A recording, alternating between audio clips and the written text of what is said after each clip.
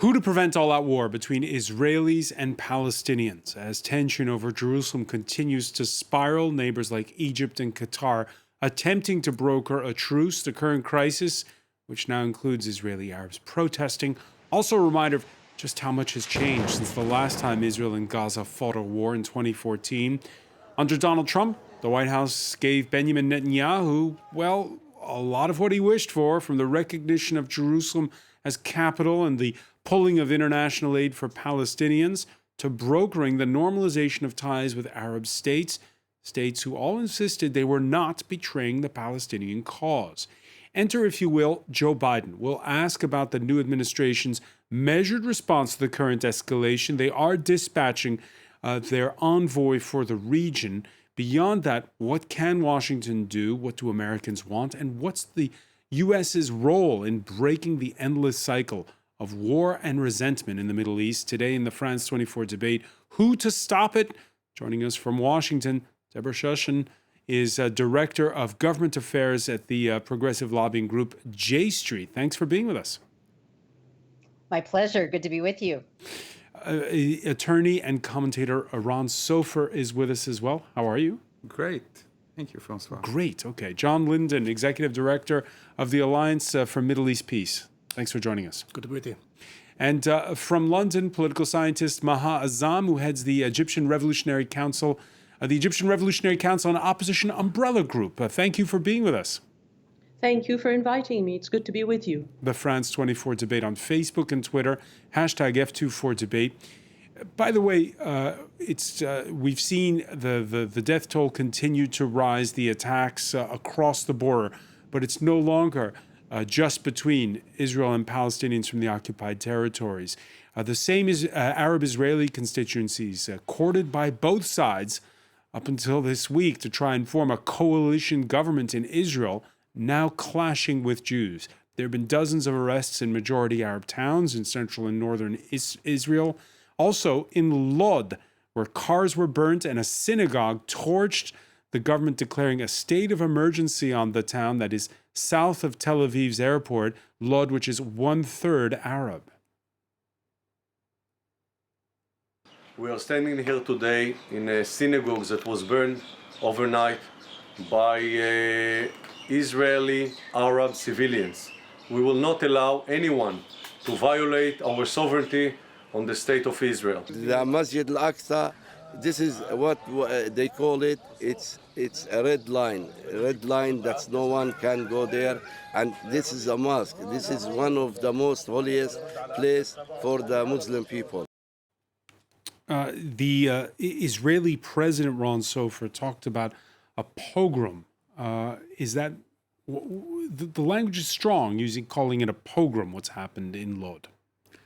Well, it's very difficult to understand why, while some members of the Knesset from the Arab population are trying to form a government in Israel, that they're basically not saying anything,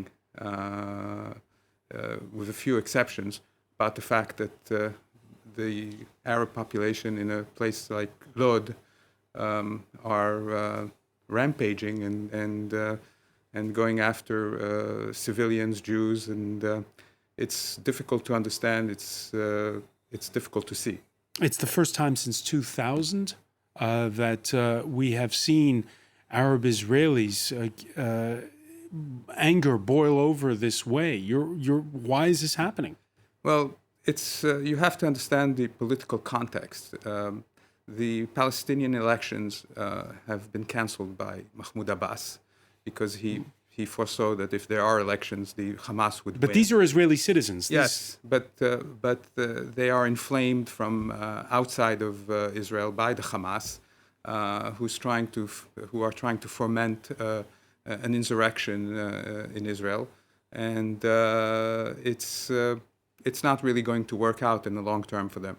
Deborah Shushan, is that how you read what's happening in the last 24 hours inside of Israel?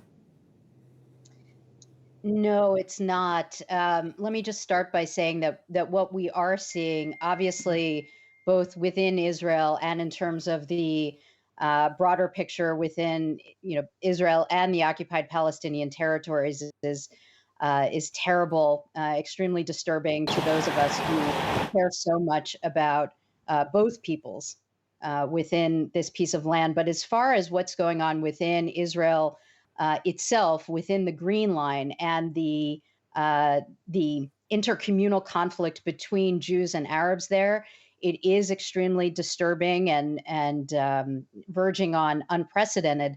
As far as the reasons for it, the notion that Ron has advanced that it has something to do with the cancellation of the Palestinian elections, simply makes no sense. As you yourself just pointed out, these are Palestinian citizens of Israel and not people who would vote in those elections. Instead, I think what's really in an unprecedented way is contributing to the anger and willingness to act of Palestinian citizens of Israel, most, of course, not violently, is that they are extremely disturbed to see what settlers backed by the Israeli government are doing, particularly within East Jerusalem. And let's not forget that that's where this entire conflict started, with settler organizations, again, backed by the Israeli government, trying to evict families from their homes that they've lived in for decades in East Jerusalem.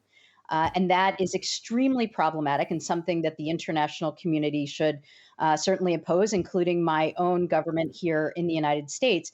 But another issue that I would point to is that Palestinian citizens of Israel have been concerned and have been protesting because of the neglect that they've received on the part of the Israeli government for quite some time now. And that includes the entrenchment of organized crime within predominantly Arab cities and mixed cities within Israel, the proliferation of guns. They've been calling on the Israeli government to do something about this, and the Israeli government has neglected this situation at its peril. John Linden, just a few weeks ago, we did a show here talking about how suddenly Arab Israelis were kingmakers in the Israeli elections, being courted by both sides.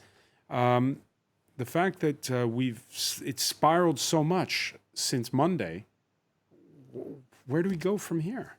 Well, I mean, the first thing to say is that there's a great degree of civil society capacity that's been built up since 2000 when, as was mentioned, 13 Arab citizens were killed as part of the sort of onset of the Second Intifada.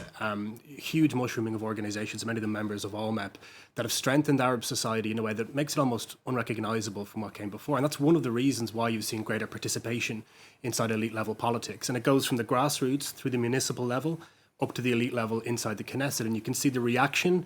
Everybody was shocked by the events of last night. It escalated very, very quickly. But today, in the light of day, we've seen those movements, those organizations come out to the streets together, Jews and Arabs, working to try and mend those difficult civic relationships that have been built over time, and also working via the mayors and the members of Knesset who actually have come out and criticized the violence today quite prominently from the joint list and from RAM. And that shows, I think, the foundations to be built from. But the problem we have now is that this dynamic on the ground, this intercommunal dynamic, has been joined at the hip with this dynamic of violence between Gaza and Israel. So the barrage of rockets we saw earlier on, the retaliatory strikes by Israel, that just ramps up the pressure as we go into this evening. And all it really takes is a few hundred, a couple of thousand young people to be able to turn these cities upside down. These strong community organizations can resist it, but as long as the pressure in Jerusalem and the dynamic between Israel and Gaza increases, it's going to become much more difficult to hold that together. And that's why I think the de-escalation right now is the most urgent priority. And then mending those relationships and beginning to address the underlying concerns has to come afterwards. Yeah, these calls for dialogue, Maazam, it's coming amid what some have called, and we talked about it 24 hours ago on this set, is something of a perfect storm. What with right now you have a caretaker government in Israel, you have, as Ron was mentioning, the Palestinians who pulled elections. It's the end of the holy month of Ramadan for Muslims, and this simmering tension over East Jerusalem. Yes, I think the issue is, you say, simmering tension. It's been simmering for a very long time. It's actually reached the stage where we're at a crisis point, both in terms of Palestinian rights, the continued extremism in terms of settlements that has gone on for years, if not decades, and then sparked by the issue of evictions in Sheikh Jarrah, and then what happened in Jerusalem in terms of infringement and encroachment on the holy sites during the holy months of Ramadan, and also in terms of Palestinians inside the 48 borders.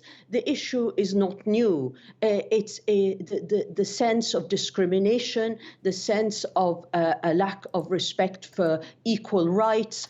All this comes together, and I think saw that the main reason for it all coming together was, of course, the sense that Al-Aqsa was infringed on, that the rights of Palestinian Muslims were being infringed on at such a critical time. Maha, let me ask you a question about this, because we were caught by surprise, or many observers were caught by surprise, when they saw just how much firepower Palestinian militants inside the Gaza Strip had. We've just gotten word of a Hamas rocket attack killing a 6-year-old boy inside of Israel. On Monday, when those rockets, one of them landing in Jerusalem, the fact that do you get the sense that Hamas was ready for a fight? I think it was given the opportunity in the sense that it felt that it could not remain silent when peaceful protesters continued to be, violations continued to occur against them, whether young men or women in Jerusalem, peaceful protesters. And therefore it reacted in the way it is continuing to react. And the Israeli security forces and military also react with violence and terror in Gaza, destroying homes and killing families. Although they say they give warning to people to leave where? Gaza is a very small area, it's a strip, and they know full well that if they bomb Gaza, innocent people die. We're talking about war crimes here, not only in the context of Gaza, but also in the context of what's happening to the Palestinians in Jerusalem. No one condones violence, and I certainly do not, but I say this very clearly. The Israeli policies over the last few days and weeks in Jerusalem have spurred on the reactions that are detrimental for all in the occupied territories. Ron Sofer? It is difficult to hear what I just heard, because I don't know what the Revolutionary Council is, but Israel has made peace with several Arab countries. And we'll talk about it in part two. And to link everything to the occupation and to the Palestinians have, the Arabs living in Israel, the citizens of Israel, have absolutely no motivation to do what they have done. They were a heartbeat away from participating for the first time in the Israeli government. This has absolutely no reason or justification. It's provocations coming from outside of Israel through the territories. It has to do with Palestinians. Can the argument be made, Ron, on both sides, that this plays to the hands of hardliners, be they hawks in Israel or the hardliners inside of the Gaza Strip? Israel does not desecrate the Al-Aqsa Mosque. It has never done so, and it has become a cliche. Every time there is some kind of uprising, the desecration of Al-Aqsa is used as a pretext. But Israel doesn't do that. Israel protects the holy space. But the optics of that tear gas on Monday inside of the mosque compound. But there's also optics of protesters from Al-Aqsa Mosque throwing rocks at people praying in the Wailing Wall in Jerusalem. So that's absolutely it's. To link everything to the occupation is absolutely absurd. One has to realize that in Israel today, the Arabs have gotten into a position where, as you said, they're kingmakers. And just a few moments from that happening, this happens. One has to ask whether this has to do with Israeli politics or external politics between different Arab factions, between the Fatah and the Hamas and Turkey and other international political interests that are involved in this event. Very, very briefly on this point, Mahazam. I can't believe that we decouple the occupation from what's happening now. The occupation is clear and simple. It is one of a military occupation on a people whose rights have been denied for decades. And therefore, what we're going to see in the coming years is a continuation of those people trying to reclaim their rights. To say that this has nothing to do with the occupation is historically incorrect, and I believe anyone watching today who wants to be neutral will also understand that military occupation results in people seeking their rights peacefully and sometimes not peacefully. This argument is not persuasive at all. But the occupier, when it uses violence, when it uses terror as a state, is liable also to be held accountable. All right, let's bring in other state actors, if you will. Iran's foreign minister in Damascus this Wednesday, beyond the joint condemnation of Israel on the parts of both Syria and Iran, our correspondents in Tehran point to statements that have been made these past months by Iranian military authorities who talked of the transfer of missile technology to Hamas and Islamic Jihad. Deborah Shushan, in light of what's going on right now in the Middle East, is it going to make it harder for the Biden administration to get back to the bargaining table in earnest with the Iranians? That's a great question. The Biden administration has made as one of its key foreign policy priorities the reinstatement of the JCPOA, the Iran nuclear deal, which President Trump abrogated to the great detriment of U.S. foreign policy and security interests back in 2018. Talks have been going on in Vienna, and it's a difficult process, much as we know that progress is being made. And look, I mean, ultimately, it's difficult going. There's certainly space between the two sides. These are difficult negotiations, but ultimately, the prospect of a nuclear Iran, which the JCPOA had successfully certainly deferred and been very successful regarding, is something that is a fundamental interest for the United States. And obviously, there are additional Iranian malign behaviors that are extremely concerning. And those include its relationship with regional proxies, like with Hamas, Hezbollah, and other groups. And ultimately, we would like to see a situation where, after reentry into the JCPOA, the United States and Iran can build on that progress with subsequent agreements that would include things like dealing with Iran's additional malign behaviors. So I would just say that I think the current situation just underscores the imperative, the necessity of those talks in Vienna moving forward. Certainly hope that the current situation does not in any way derail that process. And we need to, of course, keep an eye on the fact that Iranian elections are going to occur in June.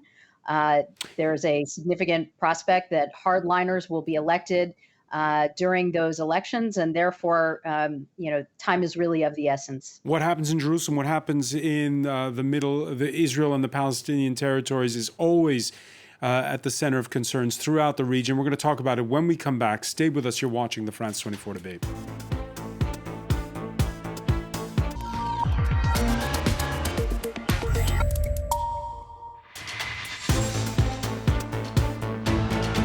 Welcome back, or welcome if you're just joining us. It's the France 24 debate, and we're looking at who can stop this escalation that we're seeing, the worst since the 2014 war between Israel and Gaza. With us from Washington, Deborah Shushan, Director of Government Affairs at the progressive lobbying group J Street.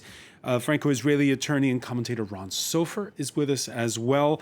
John Linden, Executive Director of the Alliance for Middle East Peace, and from London, political scientist Maha Zam, who heads the Egyptian Revolutionary Council, an opposition umbrella group. We were talking, Ron Sofer was alluding to it in part one of our discussion. One of the big changes in the 7 years since the last time there was war has been the normalization of ties between Israel and some of the big players in the region. Now, we've seen in the last 48 hours in some of those countries that there has been pushback from the street. And there is reticence over that establishment, rather, of ties with the likes of Bahrain and the United Arab Emirates. Delano D'Souza has more. Months after the Abraham Accords were signed, the historic agreement is being put to the test. Signatories including the UAE, Bahrain and Morocco have denounced the use of force by Israeli security personnel against Palestinians in Jerusalem. In the aftermath of events on Monday, Abu Dhabi's Crown Prince called for the end to all aggressions and wrath in the sacred city. Bahrain reaffirmed its support for a two-state solution while denouncing provocations against the people of Jerusalem, and Morocco dubbed the escalation in violence extremely worrying. Arab leaders who have warmed up to Israel need to strike the right balance on the global stage and at home, with the Palestinian cause once again in the forefront. Hashtags in the UAE and Bahrain were trending online in support of Palestinians facing evictions in East Jerusalem, and in Morocco hundreds have taken to the streets in protest.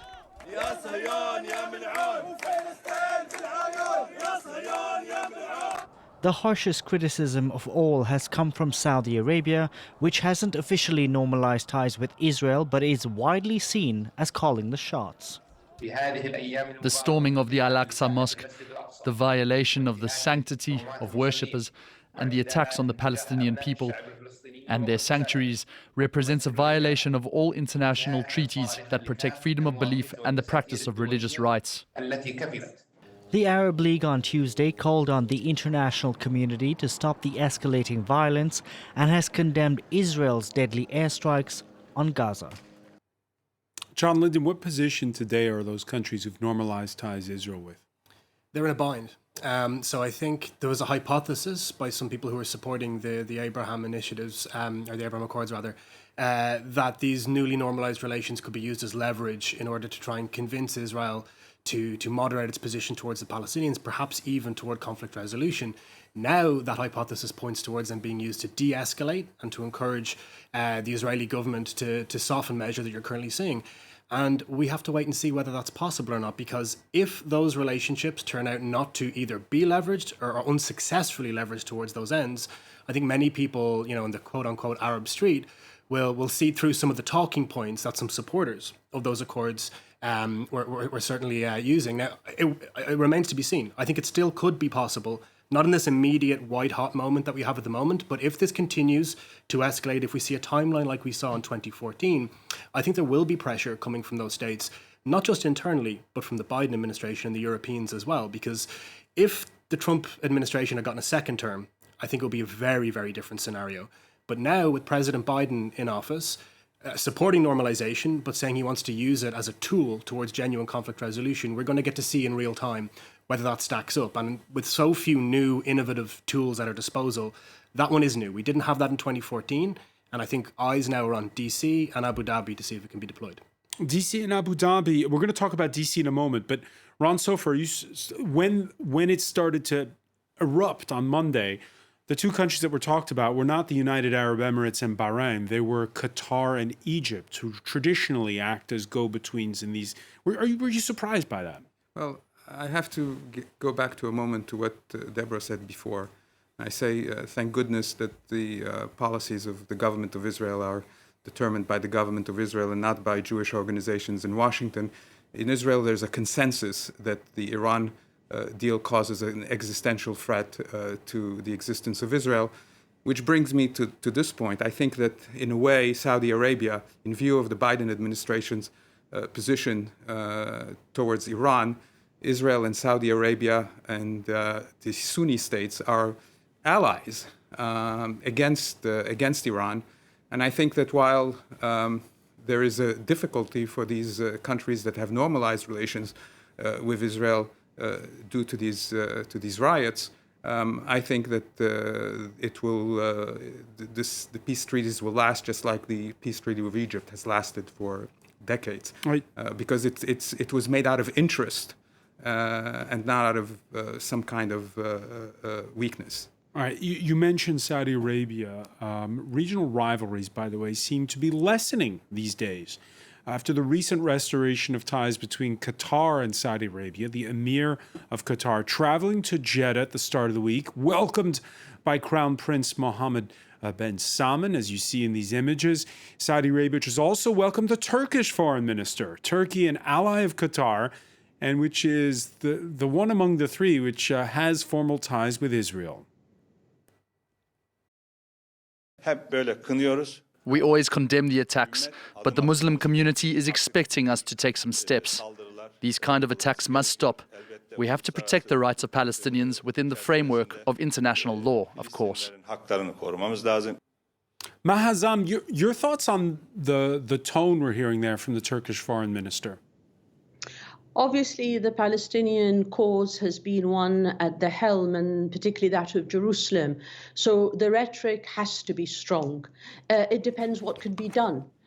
We've heard rhetoric even from those countries that were part of the Abrahamic Accords. Is that what you just heard? Strong rhetoric? He says we have to do it within the framework of international law. He's couching it in careful language. Careful language, but it's still, he can't, ignore the fact you've put a piece there that doesn't reflect everything that's been said, because there was a lot on Jerusalem that we've heard, and on the protests and on Palestinian rights that was also much stronger. So as a whole, I think the rhetoric does not reflect the reality. The reality is actually quite weak. There is going to be some pressure for action from the Biden administration, from the United Nations, but actually, are we going to see the breaking of diplomatic ties? I don't think so, unless things really escalate. Are we going to see a call for sanctions? But I don't think so. So the issue is here within the Middle East, and even the Arab leaders and Arab players, all we're going to hear is talk, as we have before. We've heard it from the Arab League. I think there is embarrassment that after these increasingly better ties that have been established, that the Israeli security forces behaved as they did against protesters in Jerusalem. And the whole issue of evictions came to a head. So I think the Arab leaders and leaders in the Middle East are in a bind. They're in a very awkward situation. They really won't be able to put any real leverage on Israel. We've seen how Israel's behaved before. The United States is possibly the only country that can really pressure Israel. Right. And that's why I think that's where we need to be looking. The words coming from Biden and his administration regarding human rights generally in the region have been more positive than obviously the previous administration, but we still have to see action. And that, I think, applies also to the Palestinian cause. All right, so let's talk about the United States then. The Secretary of State, Anthony Blinken, who announced that he is sending his Middle East envoy to the region. The United States remains committed to a two-state solution. This violence takes us further away from that goal. We fully support Israel's legitimate right to defend itself. We've condemned, and I condemn again, the rocket attacks in the strongest possible terms. We believe Palestinians and Israelis equally deserve to live with safety and security. And we'll continue to engage with Israelis, Palestinians, and other regional partners to urge de-escalation and to bring calm. Deborah Shushan, is that as far as he can go at this point in time? And by the way, Blinken has since spoken on the telephone with Prime Minister Benjamin Netanyahu. I think we need to see a lot more from this administration, from Secretary Blinken, obviously as Secretary of State, and from the administration more broadly. What we've seen up until now is that the administration has made very clear that they were going to deprioritize the Israeli-Palestinian conflict in terms of U.S. foreign policy, including U.S. objectives within the region. And what we're clearly seeing now is that the United States simply cannot ignore the Israeli-Palestinian conflict. If they ignore it, it will be at their peril, even as we understand that this issue is not going to be their very top priority. But if the U.S. does not engage, So what does that in mean this to engage? situation, what does that mean to engage? Well, first of all, at this point, the top thing that the United States needs to be doing is helping to broker an immediate ceasefire. Because obviously, as long as the shooting war between Israel and Hamas is going on, the situation spirals further out of control and more people die. Beyond that, the Biden administration needs to appoint a senior point person to direct and coordinate policy related to the conflict. We don't have that right now. We do have the most senior person in the State Department, but it's a Deputy Assistant Secretary of State. Hadi Amr, as wonderful as he is, being deployed to the region, but we want to see a senior point person to direct and coordinate U.S. policy. We need to see the Biden administration reverse the extremely damaging steps that were taken by the Trump administration. I could go on and on at length about those, but let's start, for example, with reopening U.S. diplomatic missions that are primarily charged with relations with the Palestinians, the U.S. consulate in Jerusalem, the PLO mission in D.C. These are things that President Biden has already pledged to do, but has not moved to do since he became president. Obviously, the United States has to push the Israeli government to stop the ongoing process of evictions and displacements in East Jerusalem, which is what, again, kicked off all of this. And then, of course, the Biden administration is going to have to move to address the humanitarian crisis in Gaza that fuels despair, that empowers Hamas, and that is, of course, only going to get worse after the destruction that is being rained right now by the Israeli military upon Gaza. The time has come for a reset of U.S. overall policy when it comes to the Israeli-Palestinian conflict. And that means making clear to the Israeli government that it has incentive, that it is time to end the occupation and find a permanent solution to this conflict. And part of that, I'll just add, is making clear to the Israeli government in terms of the $3.8 billion in military aid that we give to Israel every year and that my organization supports. We have to make clear that that is not a blank check and that cannot be used for things like deepening the occupation, for de facto annexation, for evictions and displacement of Palestinians. Ron Sofer, what do you see as the role the United States should play? Well, one has to look back at the last couple of years. Last year was the safest year in the history of Israel, where there were almost no casualties. For many decades, the world has tried the formula of peace first with the Palestinians and then peace with the Arab nations. That has not worked. President Trump came in and changed the formula and said, well, if we can't solve the problems with the Palestinians because the Palestinians keep increasing their demands, then we'll start first with making peace between Israel and Arab nations. And that has worked. And I think that if the United States changes course right now and goes back to the failed formulas of the past, it will inflame the Middle East. So what should the United States do? Did you agree with Mahazam that it's the United States that can broker a truce, which is what's needed to stop people being killed? I don't think that a truce is possible. I was listening yesterday to the Israeli press, and what the Israeli government has seen, that every 4 or 5 years, the missile capacity of the Hamas gets better and better and more dangerous to the Israeli population. And there may be a decision, and I don't know whether it will be done now.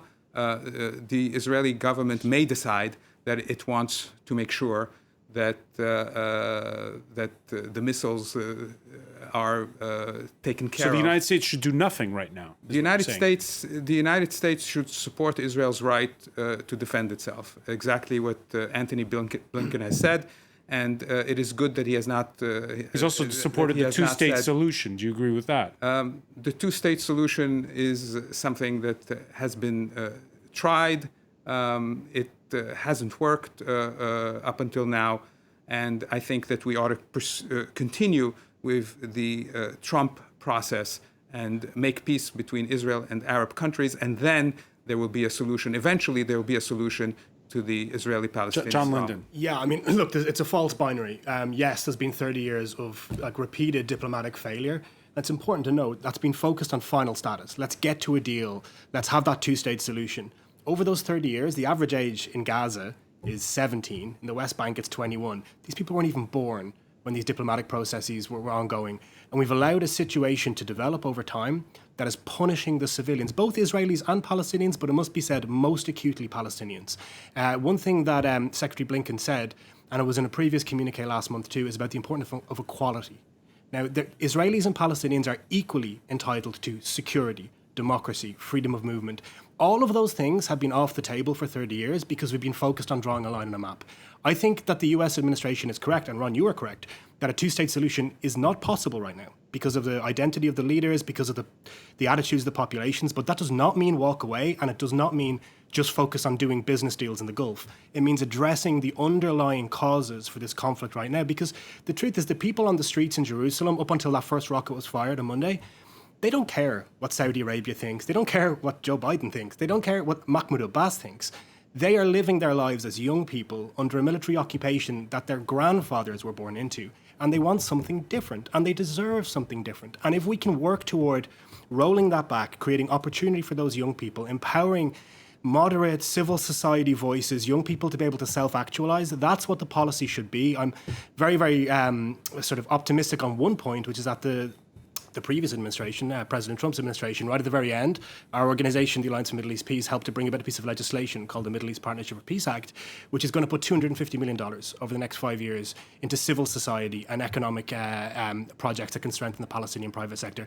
That's a small part of the start of what's required. What's needed beyond that is looking at the whole territory between the river and the sea and saying, how do we begin to move from where we are now, which I think we can agree is dystopian. Rockets, a 6-year-old kid was killed earlier on today in Sderot. One of my colleagues, Wasim Al-Masri, lost 6 members of his family in Gaza on Monday, 3 of them children. This is not all right. And if we get a ceasefire, then everybody goes back to thinking the status quo is stable, and the next round is even worse. So we need to use the momentum right now and the engagement of Hadi Amr, who's on his way to the region, to really interrogate those underlying causes. As Deborah said, get a ceasefire, but then don't go home. Stay there and work toward improving the situation day after day through real practical engagement. 30 seconds left. Mahazam, just what can your native Egypt do? I think Egypt today can do very little. It is represented by a dictatorship, and that is the case throughout the region. And that is why the peace that Israel thinks it has with these countries, although people will say it's lasted decades, essentially does not lead to rights for the Palestinians or any real progress for the region as a whole. So what we have is a crisis that will recreate itself over and over again. Even if there is a ceasefire, the Palestinians remain denied rights, they're evicted from their homes, and there are serious economic problems. This is an issue of occupation, military occupation that has all the characteristics of, dare I say, colonialism, and has been described by Human Rights Watch and other organizations as apartheid. That has to end, that has to be addressed, and the young generation of Palestinians who peacefully protested during Ramadan are saying, well, the barrier of fear can break, and we don't want this anymore. We want our rights protected. We don't want to be evicted. They will continue to do so. We need a different way of doing things. The international order and the international community needs to rethink its support for Israel. Israel has transgressed all the aspects of international law, and it has war crimes on its hands. All right, we'll leave it there for now. Much more to talk about, particularly when it comes to these issues regarding the status of Jerusalem and, of course, how to get to a truce now. I want to thank you, Maazam, for joining us from London, Deborah Shushan in Washington, Ron Sofer, John Linton. Thank you for being with us here in the France 24 debate.